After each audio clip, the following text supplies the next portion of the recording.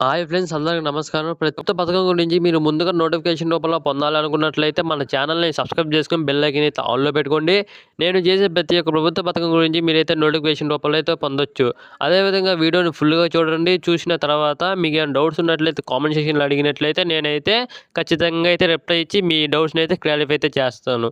ఇక టాపిక్‌లోకి పోయినట్లయితే గ్రామ వార్డు సచివాలయం ఉద్యోగాలకు సంబంధించేసి దాని యొక్క ప్రమోషన్స్‌కి సంబంధించేసి ఒక చిన్న ఇన్ఫర్మేషన్ అయితే వచ్చింది. దాని గురించి ఈరోజు ఈ వీడియోలో అయితే మాట్లాడుకున్నాం. ముందుగా ఏపీలో గ్రామ వార్డు సచివాలయ ఉద్యోగాల కోసం ప్రభుత్వం మరో కీలక నిర్ణయం అయితే తీసుకుంది. అది ఏమిటి అన్నట్లయితే ప్రభుత్వ ఉద్యోగాలు ప్రమోషన్ దిశగా ముందడుగు వేయడం అయితే ఈ యొక్క మన ఏపీ ప్రభుత్వం అయితే నిర్ణయం అయితే తీసుకుంది. ఒక న్యూ ఇన్ఫర్మేషన్ అయితే వచ్చింది దాని గురించి. అదేది ఈ వీడియోలో అయితే మాట్లాడుకున్నాం. గ్రామ వార్డు సచివాలయం సిబ్బంది ప్రమోషన్ వ్యవస్థపై సమగ్ర అధ్యయనం చేయడానికి మంత్రివర్గ ఉపసంఘంని ఏర్పాటు చేసింది. ఈ మేరకు ప్రధాన కార్యదర్శి విజయానంద్ ఉత్తర్వులైతే జారీ చేయడం అయితే జరిగింది. ఈ కమిటీకి డిప్యూటీ సీఎం పవన్ కళ్యాణ్ నేతృత్వం వహిస్తారు. మొత్తం 10 మంది మంత్రులతో కూడిన ఈ ఉపసంఘం గ్రామ వార్డు సిబ్బందికి పదోన్నతులు అంటే ప్రమోషన్స్ ఎలా ఇవ్వాలి, మధ్యస్థ పోస్టులు ఎలా సృష్టించాలి, కొత్త పే స్కేల్ ఎలా ఉండాలి వంటి అంశాలపై సమగ్రంగా చర్చించడం అయితే జరుగుతుంది.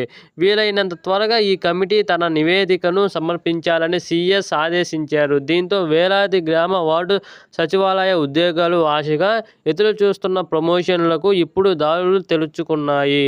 ఇటీవల ప్రభుత్వం గ్రామ వార్డు సచివాలయం బదిలీలను పూర్తి చేసింది. మే 31 నాటికి 5 ఏళ్లు పూర్తి చేసిన వారిని బదిలీ చేసింది.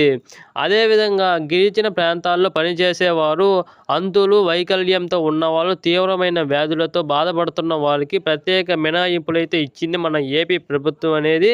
అదేవిధంగా భార్యాభర్తలు ఇద్దరు సచివాలయంలో పనిచేస్తుంటే ఇద్దరికి దగ్గర పోస్టింగ్ ఇవ్వాలని ప్రభుత్వం చర్యలు అయితే తీసుకుంది. ఇది నిజంగా గ్రామ వార్డు సిబ్బందికి దీపావళి గిఫ్ట్ లాంటి శుభవార్త అనేది చెప్పొచ్చు.